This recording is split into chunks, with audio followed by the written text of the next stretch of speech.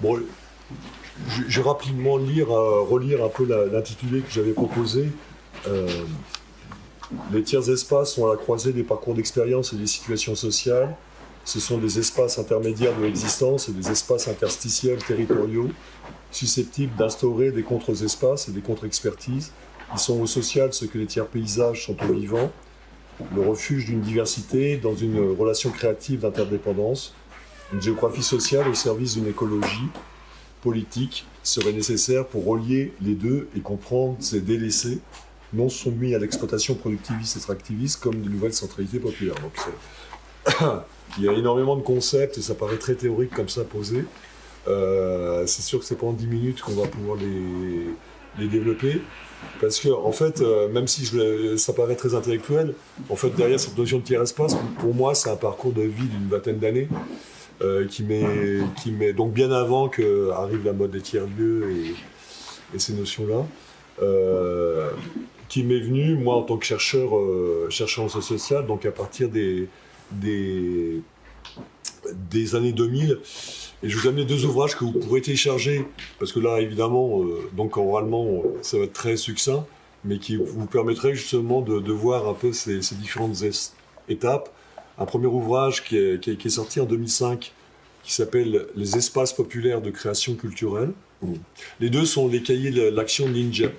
L'INJEP, c'est l'Institut national de la jeunesse et de l'éducation populaire. C'est un centre de ressources et de recherche, comme son nom l'indique, sur la jeunesse et l'éducation populaire. Vous pouvez télécharger, donc, vous tapez Hugues Bazin, Espace populaire de création culturelle. Et le deuxième ouvrage, 10 ans plus tard, justement, dans la même collection, s'appelle Recherche, action et écriture réflexive, la pratique innovante des espaces comme levier de transformation sociale. Et au début, moi j'ai fait au départ tout un travail sur les questions des émergences culturelles. J'ai fait tout un travail dans les années 80-90 autour de la culture hip-hop et les cultures urbaines. Là aussi, bien avant que ce soit repris en termes institutionnels et en termes de dispositifs d'un côté ou de l'industrie culturelle de l'autre. Parce que dans mes pérégrinations, dans la rencontre avec les acteurs, je me suis aperçu qu'effectivement, il y avait ce que moi j'appelais des espaces intermédiaires de l'existence, c'est-à-dire des moments de formation, de croisement qui étaient répertoriés nulle part, ni dans les curriculums vitae, ni non plus dans les dispositifs de validation d'acquis ou d'évaluation, qui étaient justement cet espace-temps de créativité. Et c'est vrai que le hip-hop, pour moi, a été un moment phare, j'ai envie de dire, de référentiel.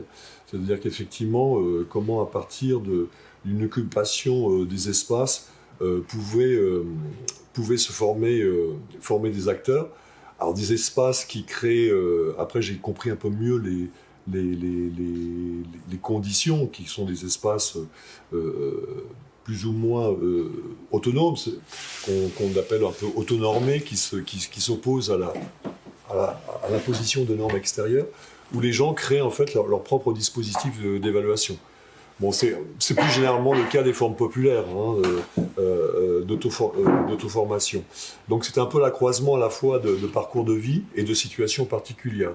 Et ces croisements-là, pour moi, étaient déjà, en termes individuels, constitués des tiers espaces.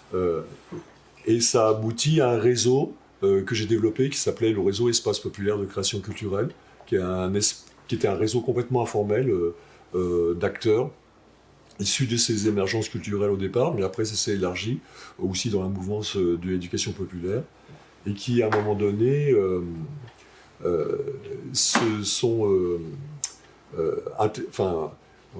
ont été j'ai envie de dire, dans le désir et une démarche de recherche-action.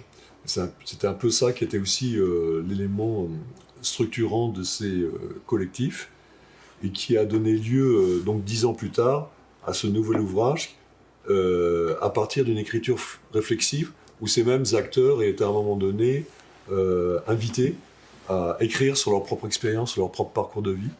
Et alors ce que ça veut dire réflexivité ou écriture réflexive, bah justement, c'est cet aller-retour entre ces espaces d'innovation sociale, ces espaces non institués, la capacité de produire du savoir sur cette expérience, et que cette production de savoir, à un moment donné, puisse être un élément de formation, d'action et de transformation sociale. Donc l'écriture, pour moi, ça a toujours été aussi une action, et pas simplement un espace académique de reconnaissance et de validation. Et dans cet ouvrage, donc une dizaine d'années après, on recense une quinzaine d'expériences qui ont participé au réseau, que vous pourrez consulter, que je ne vais pas détailler ici. Mais par exemple, il y a un lieu qui s'appelle la Chimère citoyenne à Grenoble, qui se définit comme un espace sans projet. Et pour moi, c'est une manière de définir les tiers espaces, c'est-à-dire des espaces d'accueil inconditionnel, où d'abord on accueille la personne ou la démarche individuelle ou collective, sans obligatoirement lui demander. Alors formellement, ça prenait la forme d'un café associatif, où on pouvait prendre un verre, se poser, mais où on ne demandait rien à personne, quoi. Mais après, où a pu se constituer des ateliers, etc. Mais ça peut prendre... il y a tout le mouvement aussi, qui est un mouvement cousin de notre démarche de recherche-action, qui est le réseau de la pédagogie sociale. Et là aussi, pareil, le mouvement de la pédagogie sociale, je ne sais pas si vous connaissez ce mouvement, qui vient plutôt de l'Europe de l'Est, au départ, historiquement, part du milieu comme forme apprenante. C'est-à-dire, c'est des mouvements qui ont fait le constat un peu de l'échec de l'éducation classique, institutionnelle, qui intervient dans des milieux dits défavorisés. En l'occurrence, le mouvement porté par la pédagogie sociale en France, comme celle de Laurent Hoth, travaille beaucoup dans les bidonvilles roms, dans les hôtels sociaux. Et ces mouvements qui sont dits justement défavorisés, ils renversent cette proposition en disant non, c'est le milieu qui nous apprend, et que la forme culturelle, et notamment par exemple les bidonvilles roms, est au sens fort justement ce tiers-espace, c'est-à-dire qu'il accueille une diversité et qui permet, à travers cette forme culturelle, aux gens de se structurer, puisque ces bidonvilles sont déplacés tous les 6 mois, et souvent, même les enfants, on leur refuse la scolarisation, alors que c'est une obligation légale. Donc le mouvement de la pédagogie sociale va partir du milieu. Là aussi, formellement, ça prend par exemple la forme d'ateliers avec les jeunes et les parents, et de construire à partir de ces espaces. Alors ça peut être dans la rue, ça peut être dans des friches, ça peut être là où se déroule, où vivent les gens, dans les bidonvilles, et part effectivement de cet espace qui est donc un espace instituant, c'est-à-dire un espace qui construit ses propres règles à partir de la situation et des interactions, et qui ensuite vont produire un savoir, une formation à partir de ça, quoi. Évidemment, mais la plus proche est peut-être du réseau qui est le vôtre. Il y a aussi une nouvelle génération, par exemple, d'architectes autour des mouvements des squats et des squats artistiques. Je parle de nouvelle génération justement parce qu'ils sont vraiment dans une logique transdisciplinaire. Ils ont envie vraiment, pas justement d'imposer la forme urbaine comme quelque chose qui est encore une fois hétéronormé, c'est-à-dire des normes. Comme vous savez, la manière dont a été construit après-guerre, dans ce qu'on appelait les 30 Glorieuses, le tissu urbain a conduit quand même à une certaine forme d'échec. Et donc, 40 ans après de la politique de la ville, on est toujours à se poser la question justement de la transformation de la ville. Et là, donc, c'est de concevoir l'aménagement public à partir de ces interstices, notamment les squats, qui sont par définition des lieux transitoires, puisqu'ils sont amenés à être détruits. Et on a été amené à travailler avec certains d'entre eux. Julien aussi, qui parle aussi des lieux numériques, qui historiquement est un peu à l'origine des tiers-lieux, la culture numérique. Après, de cette fait, j'ai envie de dire récupéré par le capitalisme de plateforme et recentralisé dans des logiques productivistes, mais qui était effectivement plutôt lié au départ à la culture hacker, c'est-à-dire la capacité à un moment donné de construire là aussi, dans des espaces tiers, des éléments culturels pris ailleurs et la recomposer dans une forme d'innovation. Voilà, bon, je ne vais pas citer tous les exemples que nous décrivons dans ce... il y a aussi une expérimentation qu'on a développée entre les années 2000 fin 2010 et 2020, qui s'appelait Rue Marchande, qui est fait à partir d'un travail, d'une notion qui peut développer en France, qu'on appelle l'économie populaire, qui est beaucoup plus développée en Amérique du Sud, qui est une forme de redistribution justement des ressources qui partent du territoire et qui sont redistribuées du territoire, à partir notamment de l'action des récupérateurs vendeurs de rue. Ils sont très nombreux dans la région parisienne, mais aussi dans les grandes métropoles, Toulouse, Marseille, etc. Et qui accueillent à la fois des personnes âgées en mal de socialisation, à la fois des jeunes migrants, à la fois les Roms dont on parlait tout à l'heure. Donc c'est aussi là le lieu d'une diversité qui se construit autour d'une forme de transaction qui est de la récupération-vente et qui est systématiquement pourchassée par les pouvoirs publics comme une forme de nuisance ou de délinquance. Nous, notre travail, c'était de dire non, ils ne sont pas le problème, ils sont la solution, quelque part, puisqu'ils sont même écologistes avant l'heure, puisqu'il faut de la récupération-vente. Et là aussi, c'est une construction à partir des tiers espaces, et notamment sur cette notion d'espace public, qui est aussi évidemment une notion négociée, mais plus largement qui pose, et c'est ça aussi l'intérêt des tiers espaces, c'est que ce n'est pas simplement des lieux d'accueil inconditionnel. Et là, on rejoint la notion de tiers paysage de Gilles Clément, qui disait les tiers paysages, c'est des lieux non productifs qui échappent à l'instrumentalisation rationnelle de l'économie productiviste et qui sont en quelque sorte en zone un peu d'effondrement. Et dans cette interzone, justement, c'est là que se permet une diversité où se réapproprie justement le vivant. Voilà. Le vivant et pas simplement la nature, qui est là aussi une construction sociale de l'économie humaine, quoi. Et donc effectivement, là, on était vraiment à la fois dans ce tiers espace, ce tiers paysage urbain à travers cette économie populaire. Et il faut bien dire que, et c'est un peu le limite de notre action, c'est qu'au bout de 10 ans, on a toujours eu ce blocage. Là, je parle de la région parisienne, d'autant plus qu'elle est arrivée après le Grand Paris, les rénovations urbaines, les JO 2024. Donc là, c'est plutôt l'épuration de l'espace public et la marchandisation de l'espace.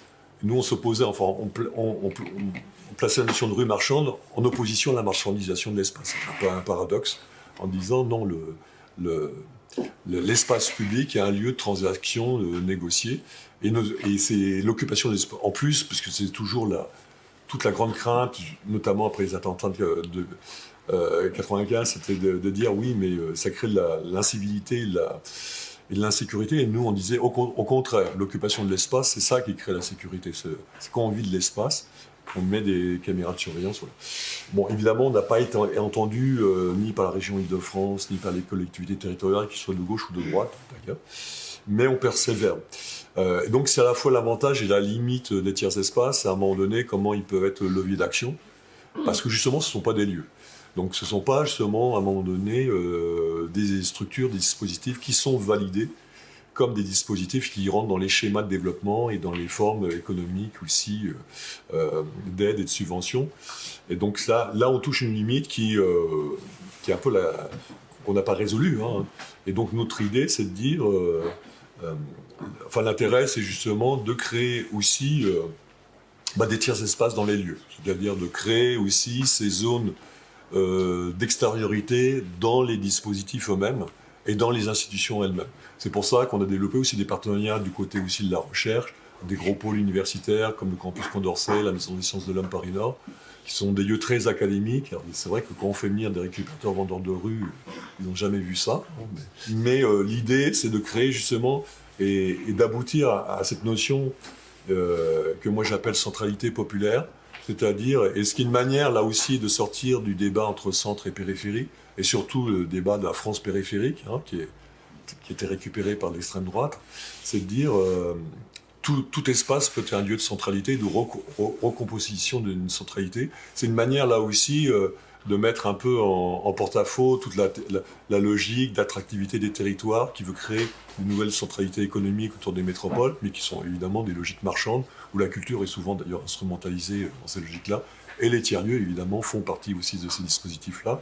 C'est une manière de dire, non, peut-être les nouvelles centralités sont ailleurs, justement dans ces zones hybrides, ces zones d'effondrement, donc des zones comme on peut travailler aussi en plein Limousin, donc, parce que là je parlais beaucoup de zones urbaines, mais évidemment, ces tiers espaces, même parfois plus, peuvent former des contre-espaces, et on l'a vu, moi j'ai fait aussi des interviews à l'époque de la ZAD de Nantes.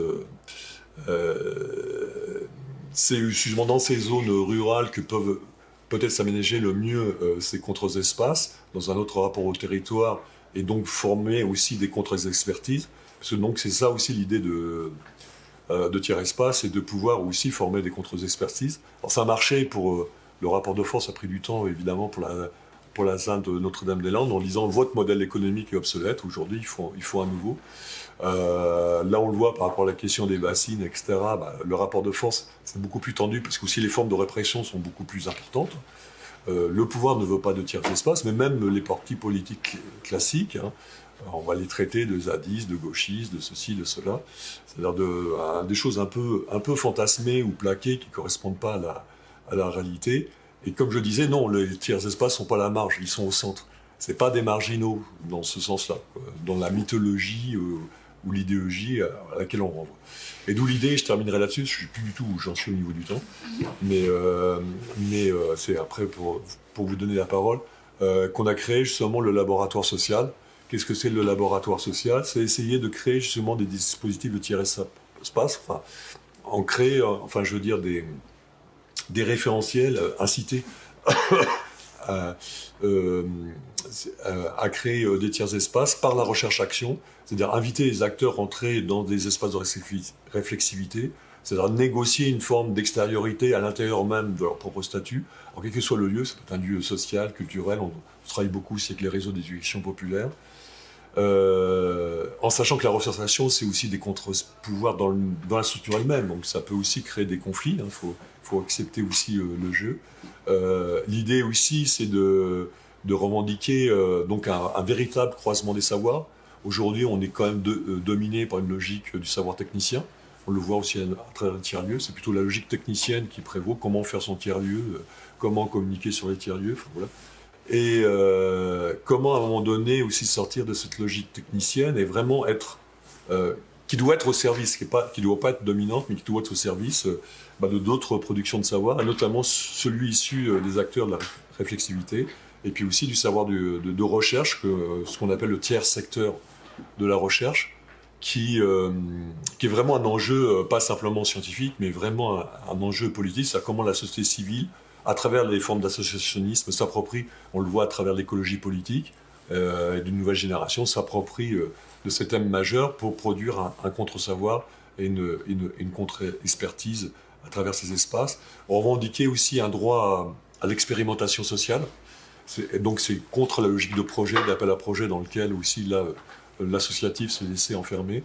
Et donc négocier justement des poches budgétaires pour défendre ce processus d'expérimentation tout en développant ses propres modèles d'évaluation, mais qui ne rentrent pas justement dans la logique de résultats, d'impact social. Enfin, vous connaissez tous la terminologie quand vous remplissez les cases d'appel à projet, quand on vous demande, qui est finalement une imposition de l'entrepreneuriat social, enfin la logique de l'entreprise, dans ce qui est le milieu associatif et de la solidarité. Donc voilà, l'idée, donc on a créé cette association qui s'appelle le Laboratoire social d'innovation sociale par la recherche-action, qui produit ce genre de trucs et d'autres choses, et qui est à la disposition des acteurs pour légitimer leur position d'acteurs-chercheurs, qui n'est ni une profession ni un statut, mais vraiment une position de décalage pour produire du savoir et interroger justement les pratiques, et vraiment être des acteurs et poser vraiment les enjeux sociopolitiques au cœur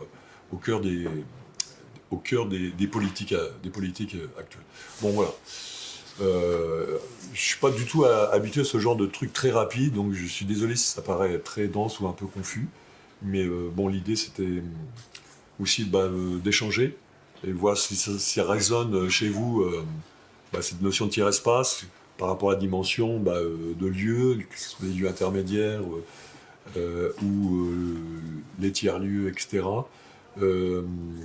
Est-ce que vous y voyez justement un moyen peut-être de négocier justement des configurations différentes quels outils aussi vous paraîtraient nécessaires de vous approprier pour ce type de démarche? Voilà. Je vous laisse la parole. Oui. Je viens juste apporter un petit... J'aurais mille choses à dire sur ce qui est partagé, merci beaucoup. Moi, je suis à l'habitat participatif et la question des espaces intermédiaires, elle est très vécue. Enfin, en tout cas, c'est un espace d'expérimentation des espaces intermédiaires. Enfin, il y a un espace de vie et la question qui se pose, et j'ai pas l'impression d'avoir beaucoup entendu, c'est la question, tu as parlé de sécurité. De la sécurité. De sécurité, oui. Ça t'en as parlé, mais il y a la question de la relation, la qualité des relations, comment on retrouve de la qualité relationnelle pour que justement la présence fasse sécurité. Et du coup permettre, renouvelle une habitabilité des espaces. Parce qu'avant l'habitat participatif, j'étais en logement social, en HLM, et donc effectivement on faisait la chasse à tous les espaces qui n'étaient pas identifiés, qui n'étaient pas propriétaires, qui n'étaient pas gérés, etc. Et on a rendu un grand nombre, certainement, la chasse à ces espaces a créé une inhabitabilité, en fait, un impossible lien social. Parce que, donc en habitat participatif, ce qui est intéressant, c'est qu'on voit bien que tous les espaces sont habités. Les couloirs, les paliers, les jardins, les bouts de jardin, les trucs qu'on ne sait pas qui c'est.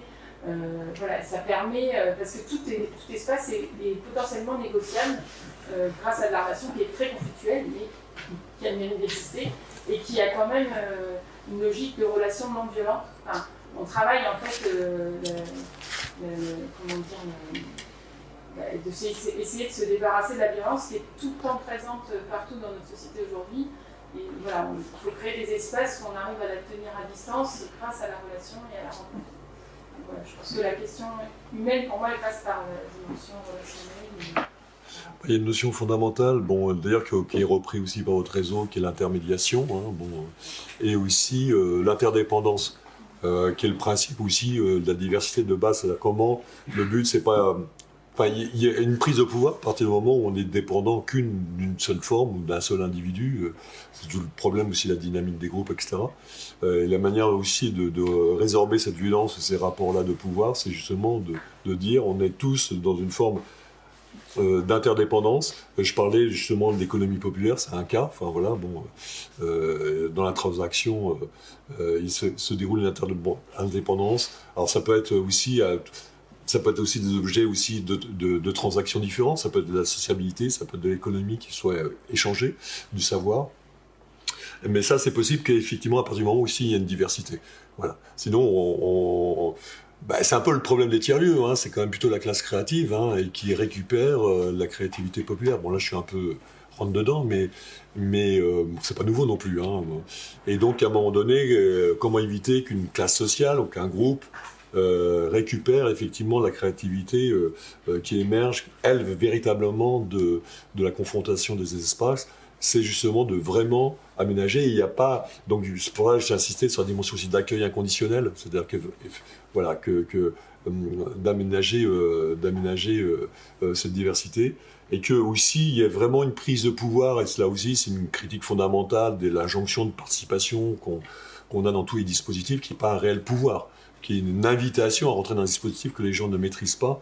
Et donc là, c'est de créer aussi, dans cette interdépendance, son propre système d'action, et d'inviter les institutions, les élus, les partenaires dans cette démarche-là, plutôt que de rentrer dans un dispositif où on sait très bien qu'on ne contrôle pas. Et c'est pour ça que les gens ne participent plus, c'est aussi pour ça que les gens ne votent plus, c'est qu'ils se disent non, ça ne sert à rien, quoi. Voilà. On ne nous donne pas le pouvoir d'orienter, de produire du savoir, c'est-à-dire du sens sur ce qui se passe, d'où aussi tous les phénomènes actuellement d'épuisement, surtout après le Covid, le burn-out aussi dans les structures. C'est que les gens ne voient plus un sens justement à ce travail. Donc se réorganiser justement autour de cette interdépendance et cette capacité vraiment à inviter plutôt les autres à venir dans ces espaces.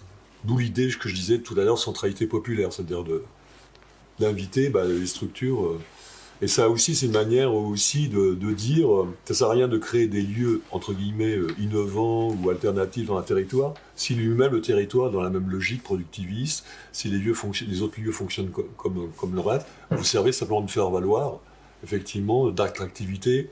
Hein, on le voit beaucoup à Paris, ces lieux-là qui reprennent les friches, hein, comment ça se passe, alors que de l'autre côté, la politique socio-économique, la politique d'accueil, on le voit par rapport aux migrants, la politique culturelle ne change pas, quoi.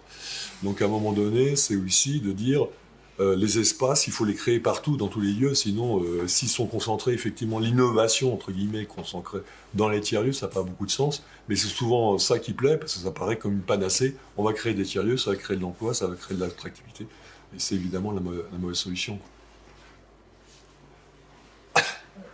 Moi, je m'interrogeais aussi sur le rapport au temps et au vide. Là, on parle de tiers espaces et de remplissage aussi, enfin, pas d'autres manières, en tous les cas, de faire. Mais je me demandais comment était travaillée, en tous les cas, cette importance du vide et aussi du temps, puisque nous, par exemple, on a mené une recherche-action et il y avait quelque chose qui était assez importante et qui ressortait, c'était de sortir justement de ces espaces de travail dans lesquels on est dans une activité avec aussi justement quand même une production, un résultat, enfin, même si on essaye de travailler autrement, tout ça, l'expérimentation et autant.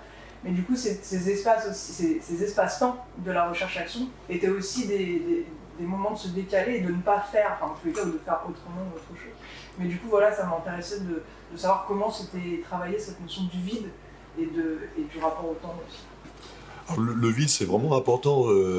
C'est important que les espaces soient vides. Alors, quand je dis vide, évidemment, ça veut dire où il est censé ne rien se passer. C'est là où justement il se passe des choses intéressantes.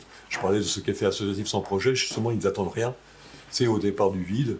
Bon, il y a quand même un aménagement quand même pour l'accueil, et ça, évidemment, le problème, c'est que ça rentre évidemment dans aucune case, puisqu'on demande effectivement de se projeter et de remplir le vide. Alors souvent, les artistes sont instrumentalisés pour ça. Enfin, on leur demande d'occuper l'espace public, de faire des créations, etc. Ils appellent ça même la reconquête. Reconquête, il y a même un monsieur qui appelait ça son parti Reconquête. Et donc, c'est très colonialiste comme terme, voilà, de l'espace, quoi. Et souvent, la culture est instrumentalisée pour faire du plein dans du vide, quoi. Et l'espace public, au départ, c'est du vide. Après, sur le rapport au temps, c'est pour ça que j'ai insisté sur les 10 ans qui séparent les deux ouvrages. 10 ans. Là, j'ai fait aussi une préface sur un bouquin de groupe de parents dans le 18e, la Goutte d'Or. C'est un groupe qui existe depuis 20 ans. Voilà. Alors c'est possible parce qu'il y a des associations qui tiennent, c'est pas le politique qui fait la cohérence. C'est l'association qui, elle, fait cette cohérence-là sur le territoire. Alors, ça ne veut pas dire que c'est le même espace.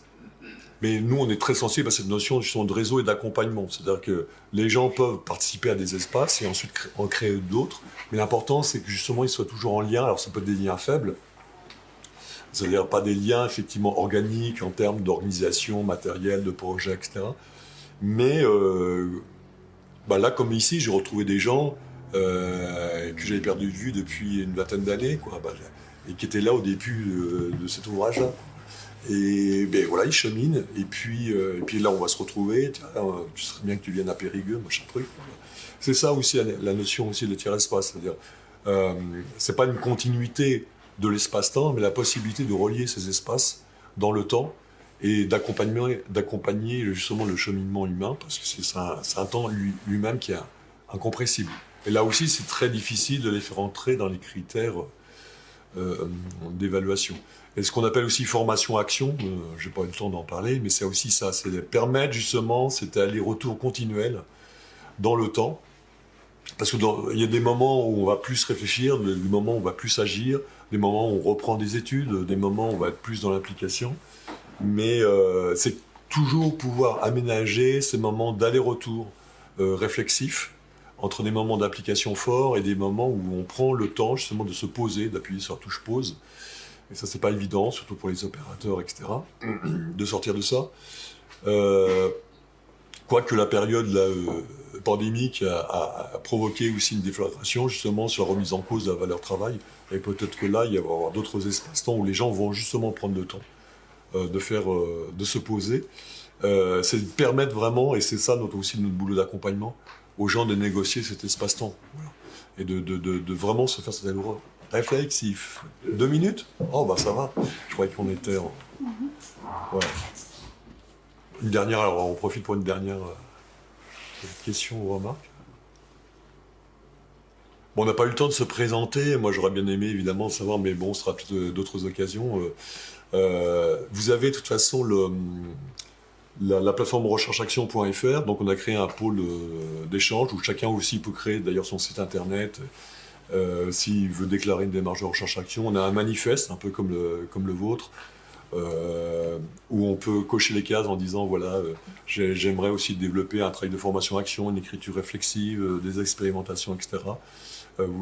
Ça peut être donc rechercheaction.fr/labo social, labo-social, ou LISRA, laboratoire d'innovation sociale. Donc vous pouvez... il n'y a pas, on est une association, mais en fait il n'y a pas vraiment de porte d'entrée. Enfin, le manifeste c'est la porte d'entrée, il suffit de cocher et bienvenue. Voilà.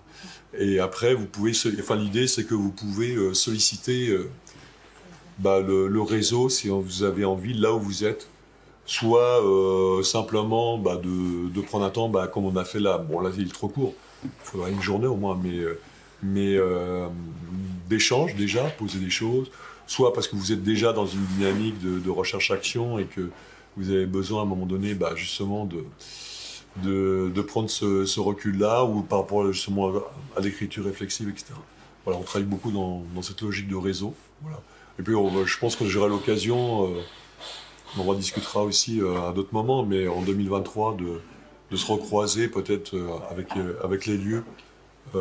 C'était aussi un peu ça l'idée, développer aussi un réseau de recherche-action avec les lieux intermédiaires.